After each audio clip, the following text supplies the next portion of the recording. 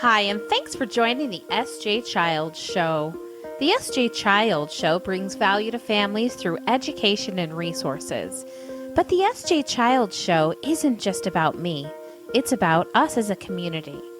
Join me as we help educate and support our community, help bring kindness and love and inclusion to all. Thank you so much for taking the time to listen and watch. I really appreciate all the support from all of the viewers and listeners, and I just want to let you know I want you to join me on this journey. Come and follow my social media, and let's do this together. Enjoy the show. Get going. All right. Hi, and welcome to the SJ Child Show. I'm your host, SJ Childs, and today I have Haley Moss, and I have been anxiously, excitingly waiting to talk to Haley. And finally, we got to schedule on the right times, and here we are. And it's so great to have you here. Thanks for your time. Thank you so much. And I'm glad that our schedules finally aligned because it feels like we've been playing this back and forth game for it has to be a couple of months now. And I think we can both understand. I was just telling you, I was a paralegal, you're an attorney, like scheduling. Right? Having no executive function makes scheduling and doing it yourself really interesting. Yeah, it's been a journey. Yeah, definitely. Well, and now you hopefully have secretaries that get to do those kinds of things for you and make it easy. But well, let's not start at the end though. Let's start at the beginning. Hey, you didn't start. That's not even the end, because the end of the story is actually I'm no longer in practice, and now I get to wear all the hats, and I am the secretary and I'm the billing department. I am everybody. I wear like 5 different hats on any given day. So. Yeah, well, then you're doing that. Oh, I get that. Believe me, I've been there too. Oh, it's so nice to have you here. Tell us how you know where you're from and just an introduction. That's kind of like a loaded question. Right? Just load the last 28 years. Hurry, flip them down. Really? You have those flashcards. You're basically giving me the equivalent of if you've ever been to a job interview and someone goes, "Tell me about yourself," and it's like, what do I tell you? Yeah, right. Do I recite my resume, or do I tell you that, I kind of want to go look at Met Gala fashion? Yeah, right. Like, what do I tell you? So I love it. I guess the first thing you asked me is where I'm from. So I am a lifelong Florida resident. I am not, in fact, Florida woman or Florida man, but I am from South Florida. I grew up in Boca Raton and Parkland. I live in sunny Miami. So I've been here for a couple of years. I came here for law school and I somehow haven't left. So I enjoy the fact we have warm weather all year long. It is a very interesting place to live. I'm grateful for the unique experience of all the different cultures, all the different stuff that you truly get from being at a gateway to Latin America and the rest of the world for that matter. I am also, I guess if you're going to make me do the 28 years and what is it? What are we doing? 28 years in like 30 seconds? Yeah, there we go. Whoa, okay. I'm autistic. I'm an author. I'm an artist. I am an attorney who is no longer in practice, as we've gone over. And I like to advocate for people who are autistic or otherwise neurodivergent or people with disabilities, because the world should be more inclusive and more accessible and include all of us. I love that. Is the quick 30 seconds. That doesn't really tell you a whole lot. I'm going to sound clip that. That's going to be the beginner there. No, that's fantastic. I think that all the A's I noticed. Did you notice that too? I did, because it makes it easy for me to memorize whenever I have to introduce myself in a 2-second sound bit. Yeah, absolutely. Well, good thing we're practicing. No, I think I'm a dork. You can just tell I'm kind of a dork. And then if you ask me about stuff that like, oh, what are you like outside of here? I'm like, I don't know. I like to play games, I like to read, I like to draw pictures, I do all sorts of stuff. Yeah. Is that your picture in the background that you did? No, my parents got that commissioned when I was like 8 years old. So that was me and our former dogs. That was, we had standard poodles my whole life. How cool is that though? It is very cool. That they were friends of the artist. Like there's a whole story there. I'm at their house today. So this is my childhood bedroom. So excuse the dolls and other remnants of 9-year-old May. Oh my gosh. No, that's amazing. I love it. I love it. So you grew up in Florida. How was growing up? When were you diagnosed? How old were you? I was 3. Oh, wow. Sorry, I was trying to see if I could do the fancy thing where you like say what you're saying, thinking, and like do the three like that, and it just didn't come out. I think I that looked great. originally it was like sideways, and I'm like, no, wait, it's supposed to be this way. Three. See, I think I tried to just have fun with it, but I was diagnosed in the late 90s, and we all know the late 90s were a very different time. Totally. I mean, I had to talk to high schoolers today, and I had to remind them because I realized most of them weren't born yet. Actually, all of them weren't born yet. Isn't that crazy? Because the kids that are like graduating college were born after 2000, which is totally wild to think about. Yeah. So I was telling them like, so the late 90s were a time when we had dial-up internet and the Backstreet Boys were on the radio, and they all just started laughing. And I was like, oh my gosh, these kids did not grow up with dial-up and the Backstreet Boys. Yeah. Isn't that the truth? Oh my gosh. And what a crazy time to be growing up. What kind of services were you able to get as a child? Were you able to, how was school? How did school look for you? I mostly got speech and OT. So I was a very happy kid. I had lots of adults who wanted to play games with me. I'm an only kid. Playing with adults was very normal for me anyway. Yeah. So I never really even thought anything of it. Yeah. I'm an only child too. See, being an only child's the best because it means you kind of are forced to being around adults, and you also grow up really fast because you're used to being around people who are definitely older than you. Yeah. I don't know if this was your story too as an only kid, but I didn't have a lot of like family members who were close in age. Like I didn't have any like young cousins or anyone else. So it was always just me and a bunch of adults.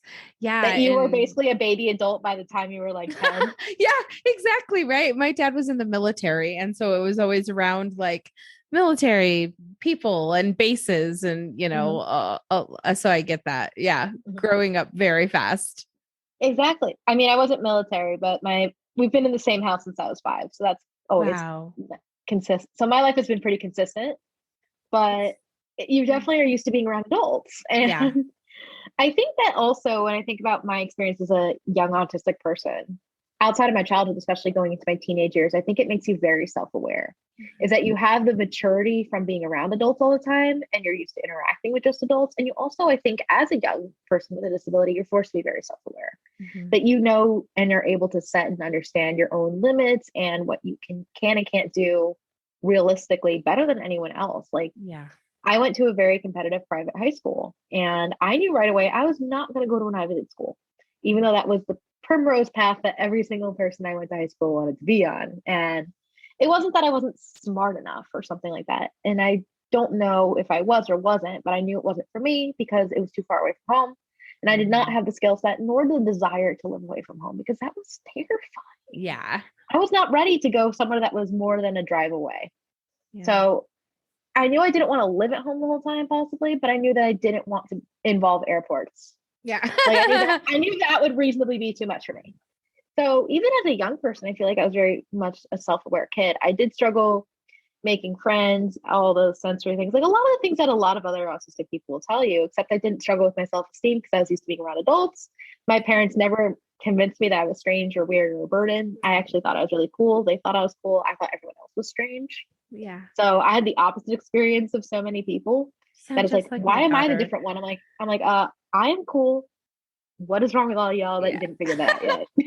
Yeah, we just asked her the other day, like, do you just walk around? Like, what do you think? And she says, well, I'm cool, Dad. Like, don't you know that? Like, I'm a cool girl. I'm like, okay.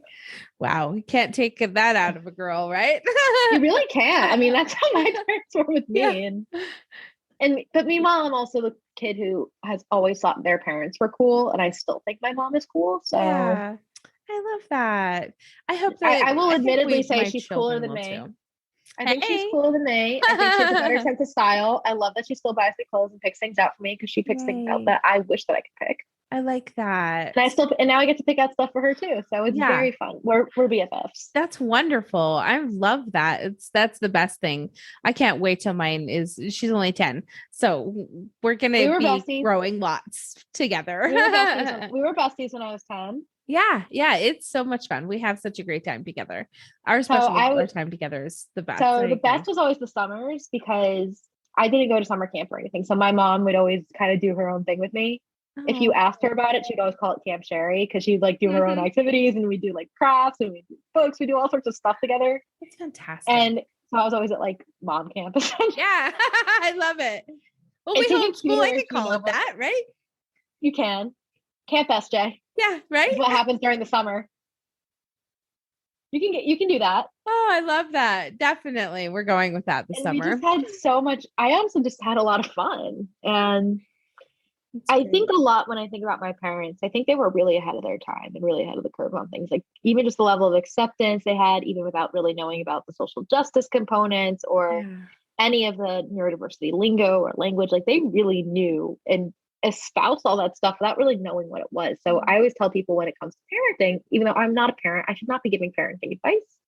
I just know it worked well in my little life Yeah. because I don't have any resentment or any regrets towards my parents or I anything love more. that. But I just know that they somehow had this acceptance thing down pat without really needing the vocabulary for it. So Yeah. you cannot tell me that you have no idea what neurodiversity is and therefore you suck at allyship. No, you don't need to know what it is to be good at it. You need to know how to, be accepting and realize that your kid's not a failed version of normal and like grieve the kid you don't have. Like your kid Yeah. is your kid, is your kid. Let the like just do your part to make them a happy, well-adjusted person. It's the best thing ever. It's interesting because I've raised a stepdaughter who's 22. And so Mhm. I've already raised a whole adult and I have this 10-year-old and I'm parenting so differently because with her, with the oldest, I didn't have any other parenting style to bring, but with I knew, which Mhm. wasn't like yours, unfortunately. And so with her, it was a lot of coming back around to say, I'm sorry, I did that wrong. I shouldn't have been that way. I should have been more understanding and more accepting of things. But now it gives me the chance with my two youngest ones to do that completely, Mhm. to be completely understanding, accepting, patient, just love to make them happy. Like my husband Mhm. and I, that's what our But you also date. just want to We grow just, them into little adults because that's yeah, what they are. Like you're just growing humans. exactly, And I think exactly. it's also really brave and really awesome that you apologize to your oldest for the stuff that you did. I don't want to talk about her Thanks. without her permission, of course, because 100%. I don't know Yes. her. And I'm a Yes. huge She's person. amazing. I'm a huge proponent of respecting people's Yes, you're so privacy. good about that. I Yeah. try to be good about that, but Mhm. I just wanted to say I think it's Yeah. really cool because I realized there's this trend towards really being vulnerable and realizing, hey, we've made mistakes. And I've even noticed that when I watch all the Disney movies now, is you see all the parents apologizing for all the stuff that they do. And I Yeah. was like, I don't know if I've ever seen this really in practice, but then I hear you say it. I'm like, oh, maybe this does happen. Yeah. Maybe I just don't have parents that have stopped to Yeah, right. apologize. You haven't met the nutty parents yet. No, just kidding. But yeah, No, I think it's really, it has a lot to do they're with the fact adorable. that, oh, thanks. And I tried to do my best for what I had, right? That's all I Mhm. had. And now that I know, our quote for I write children's books, and one of our quotes is a little bit of knowledge turns fear into understanding. And that's I so like that. true. And it really helps kids to Mhm. understand And it helps neurodiversities. adult, and I think it helps Yeah, adults too, because I think when it comes to these exactly. conversations about neurodiversity and disability, a lot of people are just afraid because it's not that you're going to do the wrong thing, because nobody's actually really truly out there trying to be a jerk to Yeah. people with disabilities. Like everyone knows you're kind of a terrible person if that's your MO. Right? like, Like, don't show up, please. Yeah. like don't be a jerk. Yeah, That's like basic professionalism absolutely. 101, and that's what they basically tell you in law school. Like, don't be a jerk. Like, don't Oh, be a jerk to your opposing counsel. It applies to everything. Like, just don't be a jerk. yeah, But I think that's once funny. people get past the few hard and fast rules of don't be a jerk in disability world, they are deer in the headlights. I agree. And they Yeah. mean well, they want to do well, and they still unintentionally do things that hurt or are harmful. But when they know better, they can do better. Absolutely. And that's the best we can do is keep educating and just Hmm. keep showing and giving the right perspective because Hmm. that's what I'm finding, especially when, my husband was diagnosed at 39 and Hmm. I can say, "Oh my gosh, here's a whole new perspective to look at. Now I have Hmm. this whole new glass goggles to look through." And then my daughter and I haven't shared my information with anybody yet, so I don't know if I'm going to bust it out right now here on this episode or not, but yeah, finding out for myself is so amazing to just be like, yes, it all makes sense now, and this I'm can so happy all for you. Oh, thank you. It was such a big, That's how you know you're with your relief. people. I Thank feel like a lot of people you. always are like, "Oh my gosh, I'm so sorry. That must be so hard." I'm like, I'm glad that you have that relief, and I'm happy for Yes, you. that's exactly the response I want from all of the people who are my people, just like you I said. think that's a So lot of thank you so disability. I much. think that's a lot of disability community in general. Is I think non-disabled and neurotypical people, their automatic reaction to any medical information is always, Yeah, "I'm sorry." I I know. always tell people you can feel sorry for me if it is something that is going to kill me. Yeah, right. I feel sorry for them for not having the But for a lot of people, but it's I the know that it's an inability. answer. It's Yeah, an answer, like especially folks in say the chronic illness community or people who have all absolutely. sorts of different disabilities, like getting an answer is huge. Hmm. That I just hope it brings you a sense of self-discovery, of Yeah. peace, of joy, of relief, whatever you were really looking for. Yeah, thank you. Because often I'm it's so not an excited. apology. Right. And it's so interesting just to feel like, okay, now I can stand, I've been standing as a mom and really trying to be so advocative. And then I was like, wait a second, now I'm standing as a wife. Now, I'm standing as a mom with two kids. Wait a second, now my foothold is getting much stronger, people, and And now I'm it's kind of, yeah. and wait, and then you have this moment of it me. Exactly. And I'm like, I've been the statue the whole time. I didn't need to have this foundation built around me, but what a wonderful sense of self-discovery. You're Mhm. absolutely right about that. And it did make sense. I remember in high school my mom saying like, why can't you make friends with all the girls like all the other girls can? And I mean, I didn't make friends with the other girls. All my friends were how boys, do I answer and that? Yes. And it was you the know what? hardest thing Instead, and to I answer wanted to be too. friends with girls, and instead, my mom's like, you know what? You're happy with your friends, and that as long as you don't get yourself in trouble and you're not hurting anyone, type thing. Exactly. Like it wasn't said that way, but it's like, great, you are socializing with people. You have Yeah. friends, and even now, most of my friends, and we were talking about this pre-show, a lot of my friends are still guys, Yeah. and that's okay. And in a weird way, instead of, oh, why aren't more of your adult friends girls? It's funny because the tables are very different in how we talk about that. It's like more, Mhm. it's like, okay, so when you go out with your friends, you're probably safer. Or that, like we were talking about pre-show, like, oh, okay, I'm glad that you called one of your guy friends to pick you up at the airport because I wouldn't want one of your friends who's a girl to go to the airport at 11:30 at night alone, for instance, Yeah. because there's still that fear in a big city. Yeah, So, especially in an international airport. That's different than I mean, Salt Lake City. Come on. mhm, You can show up at 3 a.m. in the airport in Salt Lake City with your grandma and you'll probably be okay.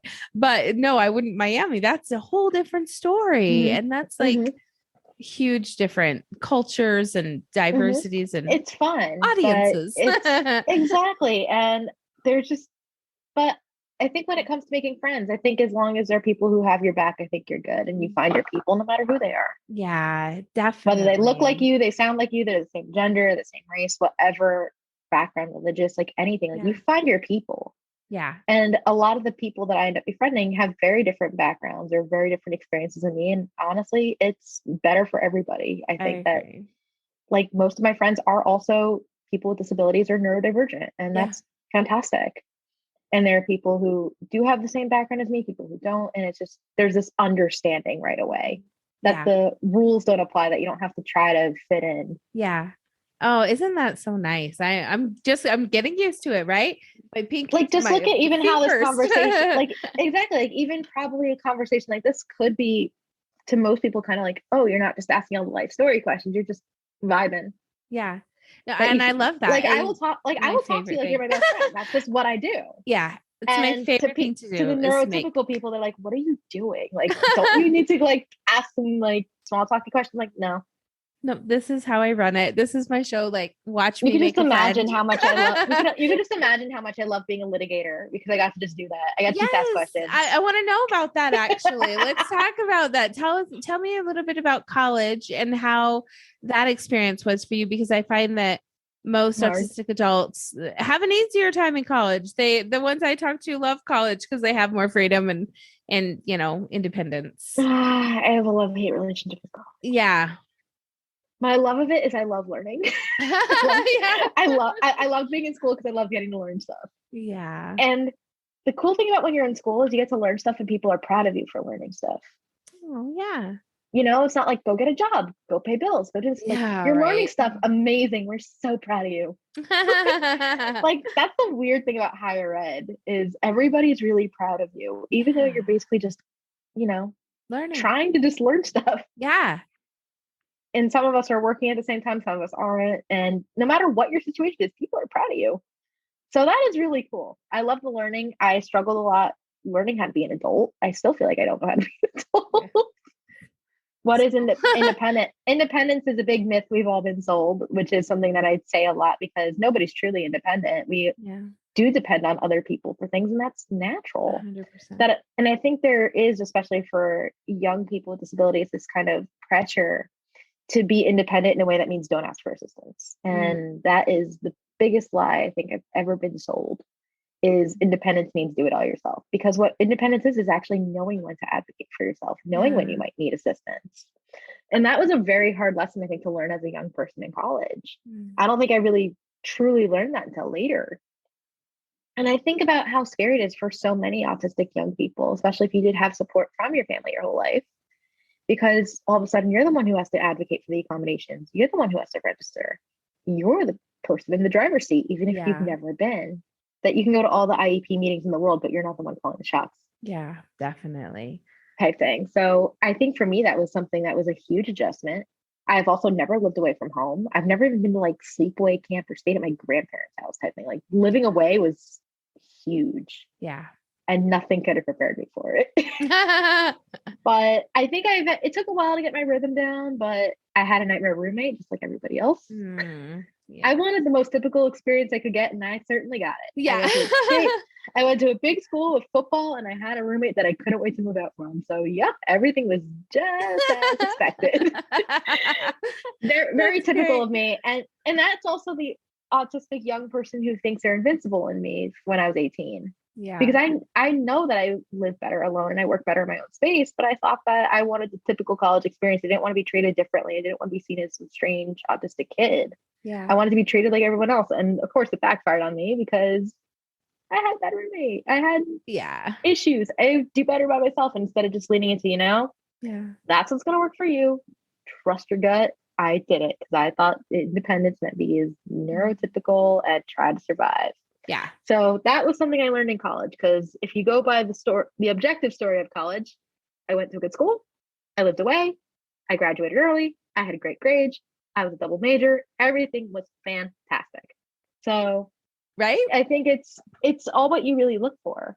Oh, that is so true. We talk about those experiences, and I have a lot of feelings about that I feel like when kids do well in school, it ends up masking any potential concern or things to be investigating a little bit further, whether it's mental health or burnout or autism or ADHD, whatever it may be. And especially with girls and people who are people of color, gender diverse, or any other marginalized person, is it's like you have good grades, therefore everything's fine.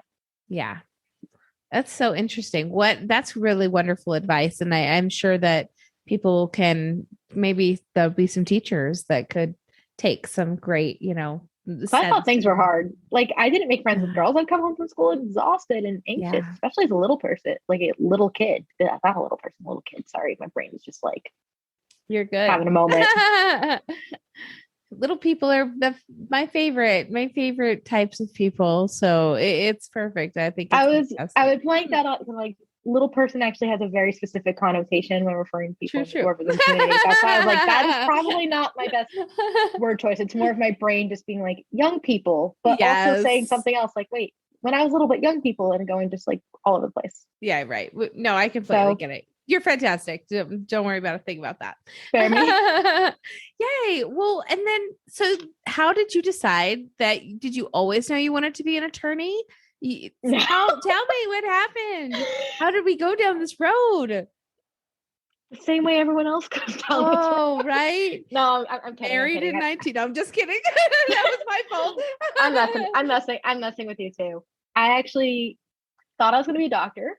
Okay. Once upon a time, hated chemistry, dropped it after 6 weeks, and went back to the drawing board of what the heck am I going to do with my life, and realized I like to draw. I like to write and I like to talk, and I want to help people. So that's how I ended up landing on lawyers. I love that. I want my daughter to be a lawyer because she argues with everything.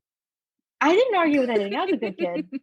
Do you think that's a good practice though for her to get into, right? I mean, it really does depend. It depends. True, right? If she good at it, or does she suck? It's not even that, or is that something she wants? Because I think something that I've learned, especially after going through law school, is there's no one way to be an attorney, and there's no one look to it. Like you're talking about how, she argues a lot. That was never me. I was very quiet. I didn't argue. I was always very obedient. I was a good kid. Yeah. I was not a debater. I didn't do speech and debate. I didn't even major in political science. I didn't do any of the stuff that you would have went, that's the kid who's going to become an attorney one day. Interesting. That was not me.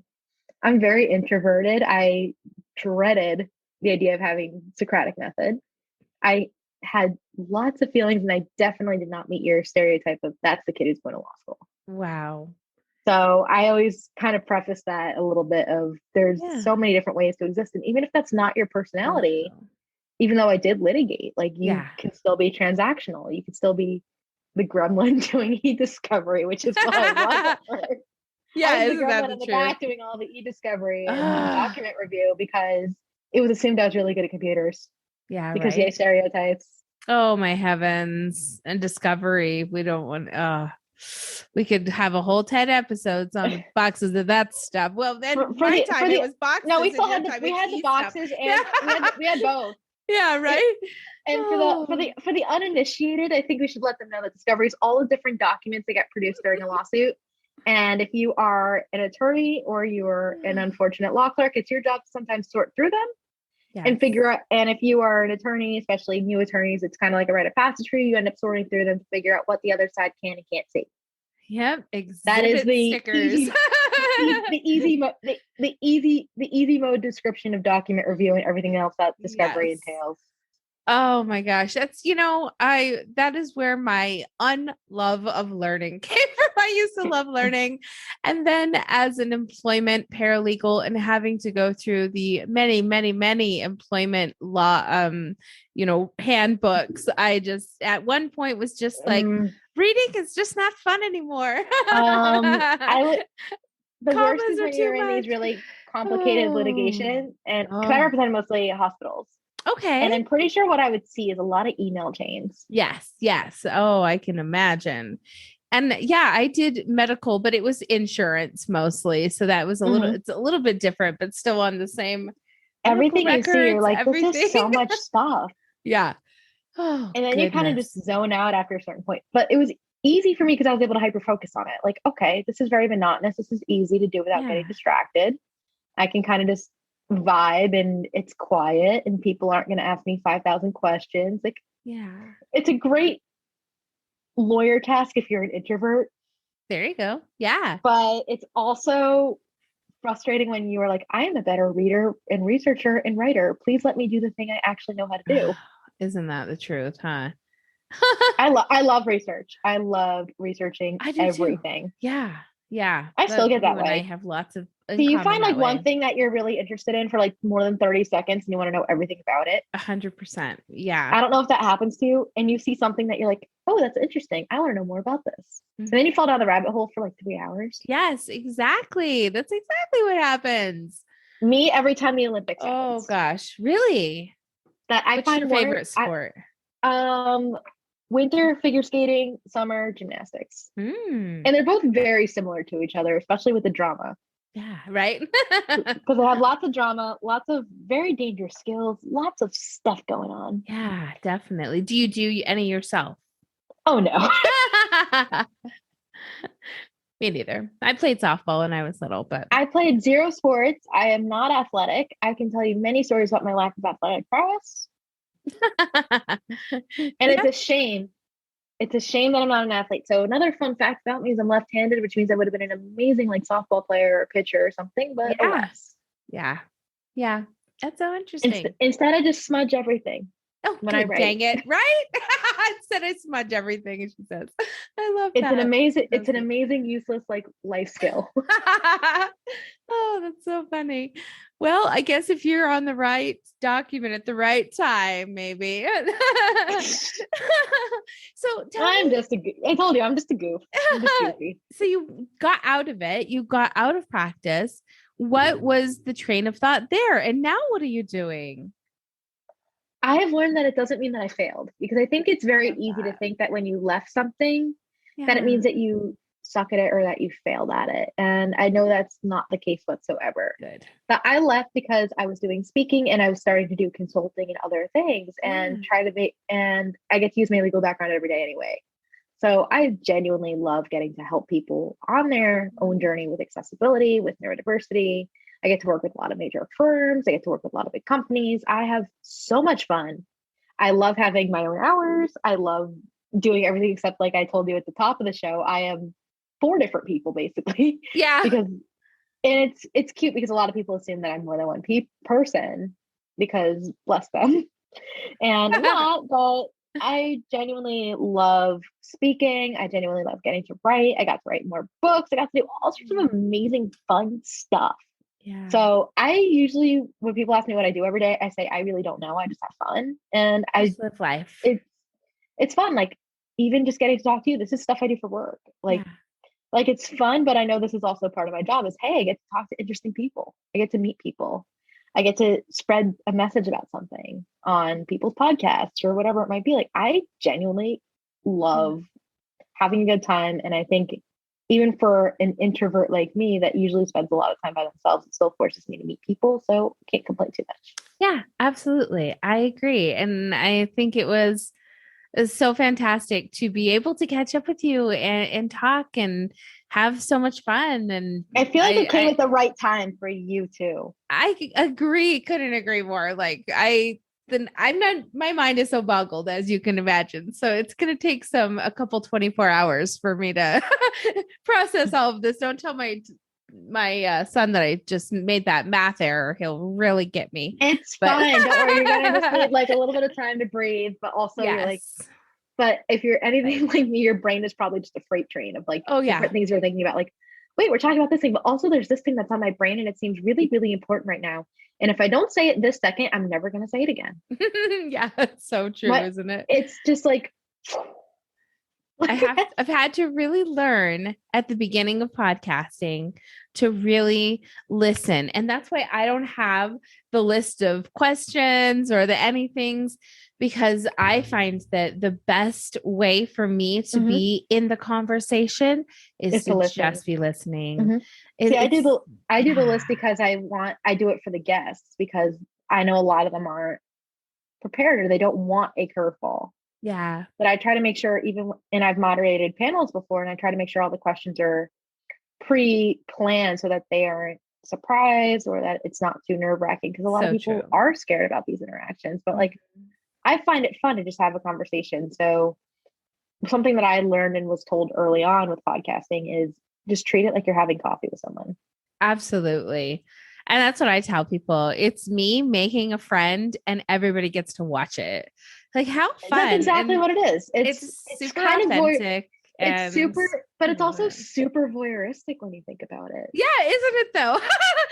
Like, It if is. people, like, for your regular listeners, it's like, we're just gonna watch SJ make a friend this year. Yeah, Who is she exactly. meeting now? Let's see how she interacts with this Yeah. very What specific new dress person. will she be wearing? Right? And who will she be talking to? And like, Oh, that's it's so strange fantastic. when you think about It it. really is so strange. And I'm so blessed and honored that people pick it up and actually read it and listen to it. So, I have a really interesting story that I haven't even shared with anyone else either. Oh my gosh, this is the podcast of sharing. So yesterday I got a message from, I have some friend that is a female divergent professor at Arizona State University, and her Mhm. and her husband are in Rio, and they just so happened to be there at Carnival, and they were there doing autism, educating, at a seminar or something.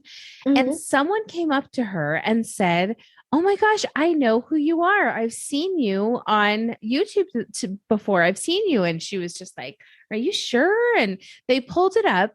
And what do you know? It is my interview with this woman, and they're in Brazil and have recognized her from the show.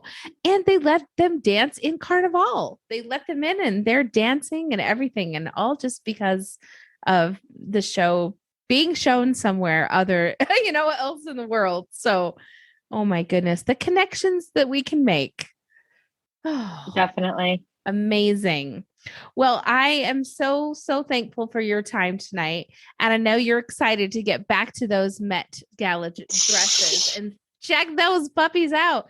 We'll have to see who's best dressed this evening for sure. That's the podcast everyone really came here for, was you and I Exactly. dissecting neurotypical strange culture norms of that we watch celebrities try to attempt to meet some theme with very expensive custom clothing Exactly. Right? Which is so funny. and consider themselves very exclusive patrons of the arts.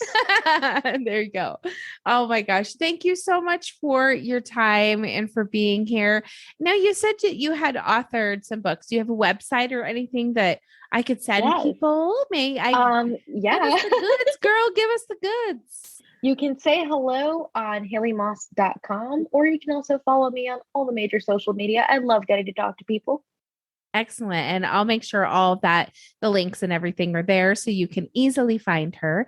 And thank you so much again. I had so much fun talking to you, and I hope we can stay in touch. Yes, we will definitely be friends. Good, good, good. Stuck with me now, right?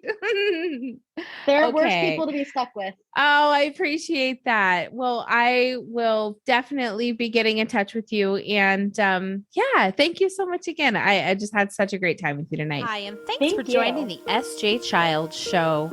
The SJ Child Show brings value to families through education and resources. But the SJ Child Show isn't just about me. It's about us as a community. Join me as we help educate and support our community, help bring kindness and love and inclusion to all. Thank you so much for taking the time to listen and watch.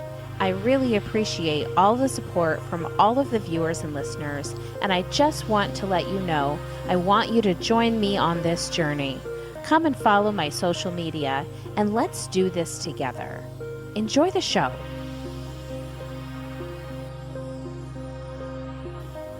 Introducing Autism Vehicle Home Safety Kits, Emergency Responder, alert stickers, personal profiles with autism needs and a communication board, masks and earplugs, keeping families and emergency responders educated and safe.